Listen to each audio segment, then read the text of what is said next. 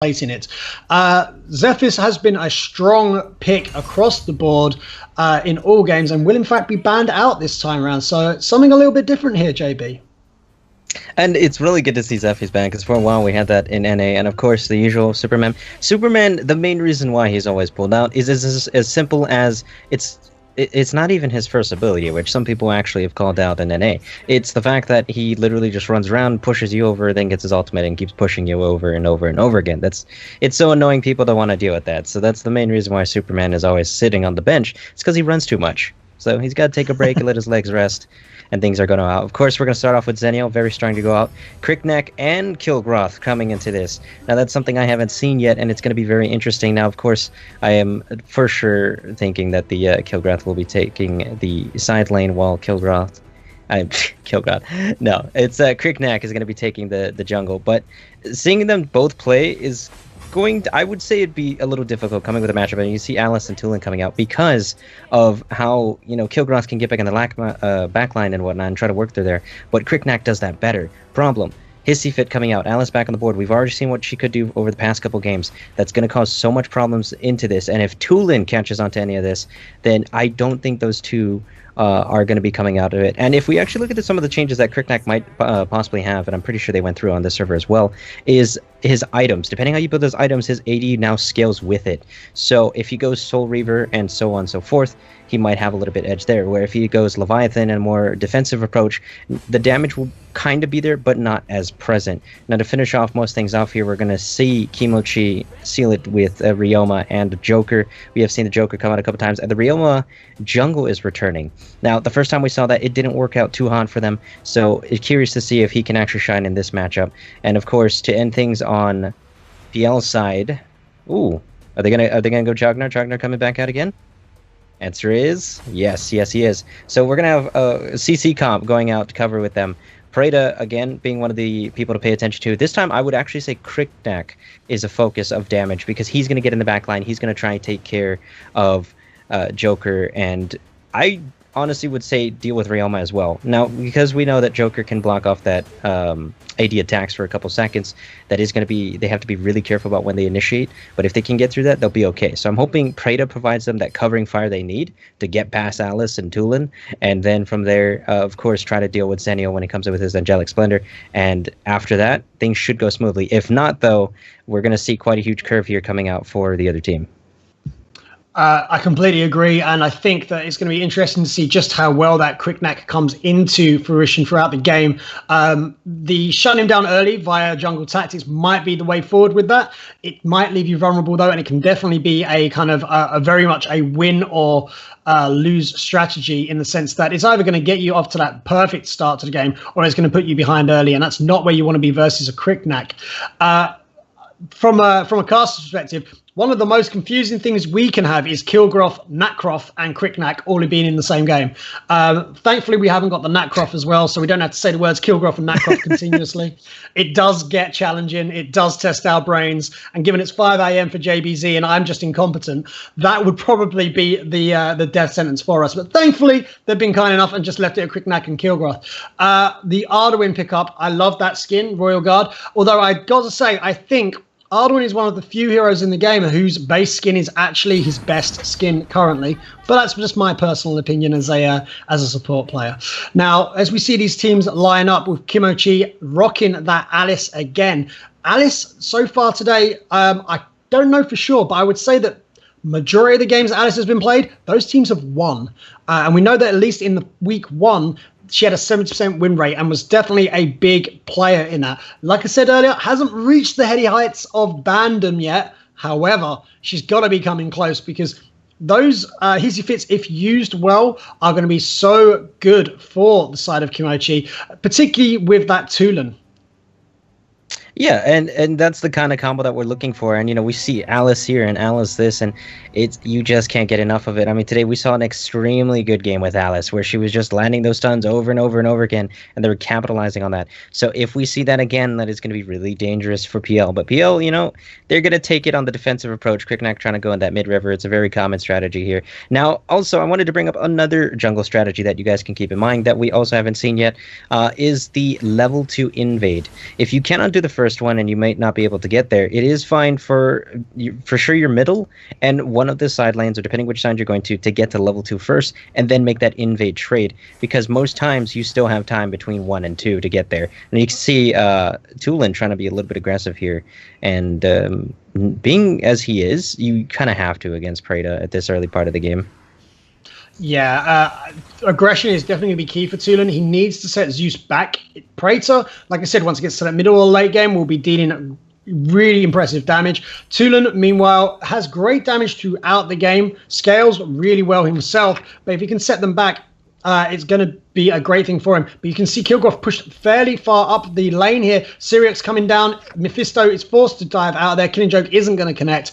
And well played from Mephisto in scouting that out and get himself to safety in these early stages. But there you saw the level 2 aggression coming out from the side of Kimochiii. From PL. Kimochiii, meanwhile, are going to be going in, doing the best they can, and are going to be forced out by the Arduin. Praetor firing up that Spectre on the backline will connect with the Ryoma. Ryoma taking a decent amount of damage, as well as a little bit of slow from that Chagna on the way out. Vision providing good vision in that bush. The walking ward, as stated by JB earlier today, making sure that no one else was coming up from the bot side. Abyssal Dragon now potentially a factor here. Was somehow kind of aggroed by Rickon on that Zenial, but Kreese now making his way towards the mid lane between Vision and Zeus, trying to do what they can, but everyone is slowly becoming more and more aware of this Abyssal Dragon as they make their way towards that bot side jungle. You know, and this is another thing, I don't think I brought this up before, but throughout this tournament, almost every single game, pretty much at level 2, you saw them engaging, and as you can see, they're fighting over on Dragon side already, making things happen. First Blood is going to go over to that Tulin, and they're cleaning them up. PO getting caught out in the wrong position at the wrong timing here, and Ryoma is actually able to capitalize on this. Zeus is finally getting caught out as well, and that opens up to Dragon. But what we're going back to is the whole 2-minute Dragon thing. On NA, it's very hard to get a team to do that. Even in tournaments that we have held there, a lot of them seem to either forget about it or think they can let that go and go for something later. So it's interesting how things go, actually.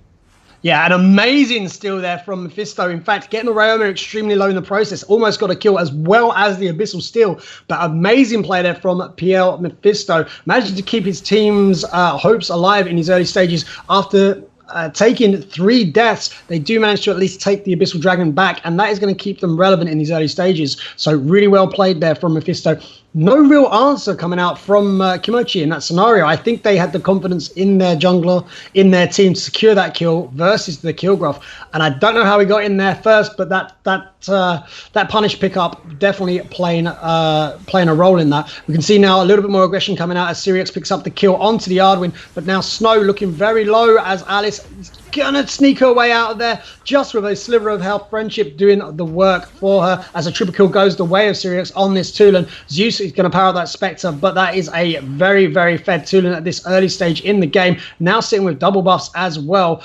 Spectre, though, will manage to make sure that those waves are kept away. And you can see there already 4-0-2 on that Tulin. Syriax in a great place. It's only been 4 minutes in the game, and he has 6 kills to his name. Well, it's 4 kills to his name, but been involved in all 6 kills for the side of Kimochiii. So this is looking very good for him right now, and they've got to be feeling confident at this point in the game.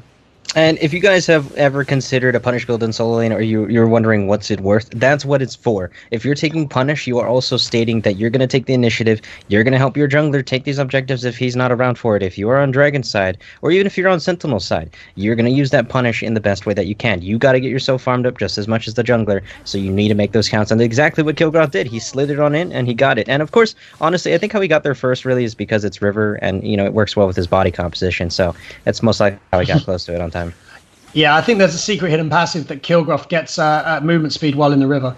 Managing to do great work here on this Joker. Did take top tower and also doing great work on Zeus there. Laughing Gas Canister was used and did good damage. But with Abyssal Dragon back up now, can round 2 happen and this time go in the favor of Kimochiii? Mephisto, they're going to be keeping an eye on him and his spear this time round, making sure he's kept at bay. But the entirety of Kimochiii, with the exception of Zenial, are going to be making their way down towards this Abyssal area. They're going to either force the PL team to make their way towards Abyssal and then take this mid tower, or they're going to force people to defend this mid tower whilst they take Abyssal. But they've got their choice of objectives here. This time they're going to take both. They're taking that mid tower, and this is going to be their go sign to go towards that Abyssal Dragon. But first, they want to get rid of that pesky Mephisto because they don't want round 2 to go the way of PL again. Maybe a little bit too cautious, in fact, kind of keeping their distance from that Abyssal Dragon at this point in time. Yeah, they see that going on, and you can see a fight happening up top here, and he is going to get caught in between it. Angelic Splendor going to be used right on himself here. Arduin doing what he can, and for what it's worth, as we were talking about earlier with Zenio, using that Angelic Splendor on certain parts. In this case, he had to use it to get out of the top lane because Kriknak had already locked him down, and if he stayed there any longer, he would have died. And of course, it's actually good because Kimochiii was able to get Dragon, and although they were playing passive, I think that's what they were waiting for. You have 2 up top, the jungler himself, and although we go back to a solo laner having punish, the biggest person you want to look at when taking these huge objectives is where's the jungler at. And so when they figured out it was up top, they got that message and they decided to go for it. And of course down here you can see Joker making plays. He is going to take that turret, but it does look like Chognar is on standby. Chognar has been a little invisible for the most part, making plays here and there, but always choosing when to show up. Yeah, you can see Spectre landing there onto the side of Kimochiii. Kimochiii, like we talked about Sirius earlier, being such a big part, but he's still fairly squishy. He is Tulan. PL Vision and the bot side here trying to defend this tower as best he can. Did have the aggro from the minions there, so was saving the tower, but that is a very low tower. You can see we've all experienced what we just saw on screen there, which was Joker poking the bird right the way down, only to be smited away or stolen by the enemy. It's a frustrating feeling when you put all that work in to pull that tiny. Apparently, it's a dragon. It's a tiny dragon. Apparently, if you see the model, but it looks like a bird. So yeah. Anyway, that was stolen away, but he's gonna counteract that with a tower take in the bot side there. So it was sitting on low health. Meanwhile, the answer is coming in the top side with another tower being taken. That's it. I was gonna say.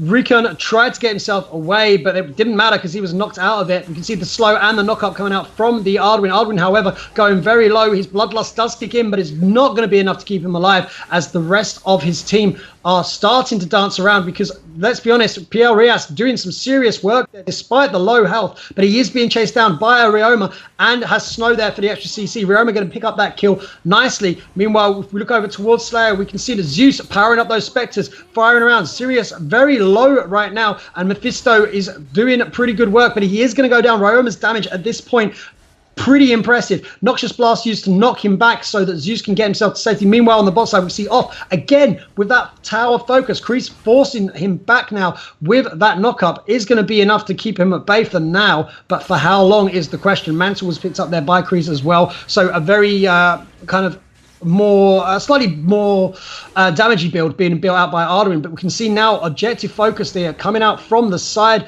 of Kimochiii. Kimochiii managing to pick up that Dark Slayer, and that is going to be a good thing for them. You can see now Snow, don't know why he was trying to take Mike Gollum on his own, but it would have been hilarious to see red buff on an Alice. Team PL now, they need to keep themselves focused, don't you think? Yeah, they're starting to lose their edge. This is one of those where they had that rough start. They had that sliver of hope. It goes back and forth. And, we've seen this before, so it's not uncomebackable. But they just need to wait for that time moment. And, when we were looking at that earlier, when Zenio was doing, he did the baits. We see a lot of baiting on this server in general. On NA, I really wish we saw that a lot more. But teamwork needs a little bit more help in the NA region. So I really like what C's got to offer right now. But as they're doing that, Kimochiii is actually capitalizing off of this, and they're going through everybody that they need to. Tulin, of course, putting in work as he always does. And let's be honest here, Alice at this point in the game is pretty confident that she can show up and just have a presence there just to annoy people and see how many people she can pull and follow her, because we know they would love to take her out more than anything, which then would give the team an opportunity to find another opening. And so they're constantly trying to pretty much poke at this team and be like, all right, where's the next spot I can get through to you guys? Yeah, so as you said earlier, Mephisto on that kill graph, he gave PL that sliver of hope. And what can they do now to try and put a dent into, into the scale of things that have come about right now for the Kimochiii team? Because they have really pushed this ahead, and wave after wave, they've managed to get themselves into the lead. What do you think we can do here if you are PL? Is it purely the turtle tactics, or do they have to come up with something a little bit more aggressive? With everything that's right happening now and Ryoma the way he is, they have no choice but to turtle. But the turtle is just going to go down because Ryoma also, by the way, he got a minor nerf, not going to stop him at all because it was a little nerf to his stun. And as you can see, the damage output is still immense on him. And the jungle that we saw, that's actually going to be a win for them. And it's amazing what he could do. Yeah, I don't know if the side of Kimochiii are invested in Greek mythology in any way, but that was a sea monster slain in base right there, because they did everything they could to just push in by the numbers victory there for Kimochiii against PL. Interesting game. It was that glimmer of hope that came through from when Mephisto stole that early Abyssal Dragon was significant. You can see that the gold lead on his side, he definitely had farmed well. However, the performance from Kimochiii cannot be denied there. It was a very by the numbers performance. So this one, the communication was on both sides, in my opinion, just about right where they needed to be. They were trying to meet each other with force. But as I was talking about with the Ryoma jungle, so earlier we saw a bad example. This is the good example. And he went with Soul Reaver, and he did get Spear. He got that early lead. And as he was going, he was just going from lane to lane, pushing objectives. And he was the one initiating the fights. So even though he was squishy, he was confident in his ability. And of course, with Ryoma's ult giving him back health, do feel free to be that aggressive. As a Ryoma player myself, it's when you do that kind of stuff, it scares people. They are either going to flicker away from you or try to commit to you. And if they commit to you, they're probably dead. And if your team's falling behind, you can capitalize on that. And that's exactly what happened at the end. So you were saying, what should PL do to come back from it? They had a chance. Turtle was the only way. But how can you turtle against this when Ryoma decides, you know what, I'm going to dive this turret and come after you and your friends? And at that point, if they have the damage for it, you can't do anything. So they were really pushed into a corner, and coming back was very small hope for them. Yeah, I definitely feel that Kimochiii knew that they had that victory there, and they played like they knew they had that victory there. They weren't going to give PL any chance at all.